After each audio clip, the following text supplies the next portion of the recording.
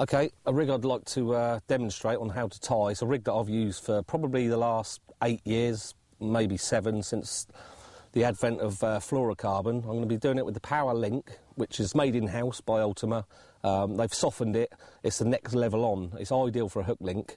I like the bait to curl round, have a little element of travel, and to do it with fluorocarbon is fantastic, and this product offers you that facility.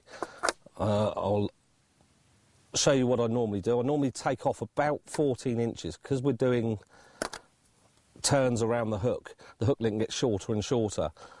We're going to tie a simple overhand knot. That is just literally to secure the buoy in place. As you can see, just from that is a simple overhand loop, and we're going to cut off the tag end and secure the buoy on. So we're just going to put the buoy through, secure it with a buoy stop. The only hook I use now with any type of fluorocarbon is the stiff riggers, the ESP stiff riggers.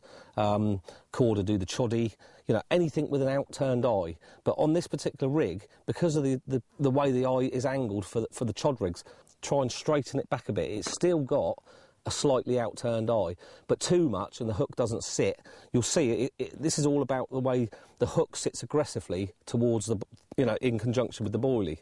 So the first thing you do is take the power link, poke it through the back of the eye, and then slide the hook down into position. And what I normally do is I just push it down so it just passes the top of the buoy. And that's quite critical. You don't want it too close because there's no travel on the hair. The hair still, because this material is quite soft, the hair actually, I love the way the hair separates once the carp takes it in. So what we're doing is doing 3 turns around the top of the hook. And then, just by that, I'm letting the buoy go, and then I'm taking the rest of the turns around the other side of the hair. And then I normally do about 6 turns and then back through. This is quite critical, not back through the, you know, the face of the eye, but through the back of the eye again. And then that is literally the rig done. And as I said, you know, it's the type of rig, if you turn up and you haven't got a rig tied, I've called it, you know, years and years ago, I called it the basic complicated rig, because it is very, very basic to make, but it's complicated in the way that the hook sits. And once we've done that, we bend the eye out, and if you can see how aggressively that hook sits, I've caught over 100 English 30s on this rig alone. You know, so I know it works for big fish. I've caught a lot of other fish on it, but it's a big fish rig. It can't get any simpler than that. But just the way that the hook sits, it literally takes hold normally in the scissors. That's where you'll get your hook hold. Like I say, you know, a softer material, you can design a rig to hook straight bang in the centre of the bottom lip, but this isn't what it's about. Okay, yeah, I'll say a little trick you can do. Because you've tied this, you've gone fishing, you've tied this basically when you've arrived, you can either thread the bag with the pellets. If you're fishing in silkweed or, you know, sort of detritus bottom, you can literally thread on a little bag, pull the hook through. I would normally use the PVA that's a little bit more, this one is not perfect, but you can pull the hook through and you've got a, literally your hook is covered by the PVA bag, so you can cast that onto silkweed, any kind of, you know, sort of mucky area really that you don't want to cast a single hook bait out onto. And the fluorocarbon, it's perfect. It sinks to all the contours. You can see how supple that is. It will sink to any contours and disappear literally during the daytime, and it definitely upped my catch rate. Well, one of my favourite methods, and this is probably the one that's caught me more big fish than any other method to put on to the basic complicated rig, is literally, it's quite simple, a stringer of 5 boilies. If I was using a double boilie, I'd use seven baits, but this is how it works. I've called this one like the round stringer, and I used it back in the 80s when I was using these massive boilies, and I didn't know whether to put any spares out, so I was putting small baits around the big one. Literally, what we're doing, you take your hook bait, you're tying on your stringer straight onto the bottom of the hook. I normally secure it twice, because, you know, PVA string can slip.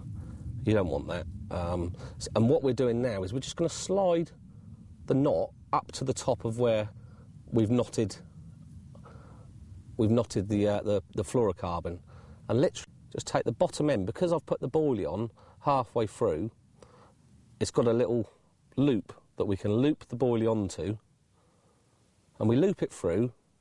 Okay, so we've got a little round stringer, and then what we do is we push the boilie through the other side, so it's exactly dead centre of all the baits. Trim off the tag end, and that's the bit we're going to use to secure the hair down. This is just taking it a little level further. You don't want to cast that and that ends up over the top of that. You know, you've got a very poor presentation.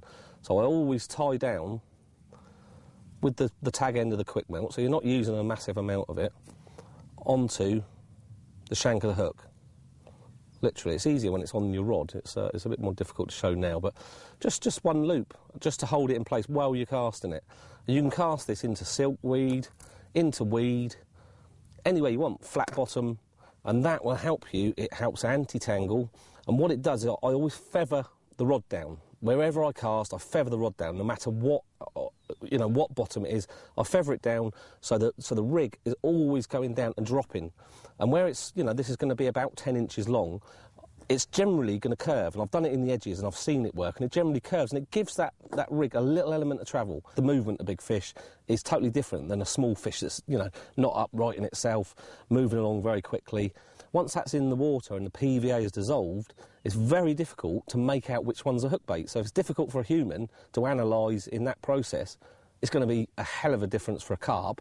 Generally, they just come in, snuffle the whole lot, find out he's hooked. You've got your aggressive hook, and that has caught me over 100 English 30s, and that proves that rig is a very big fish rig. It's probably all I've got to say on it. You know, it's a very, very good rig.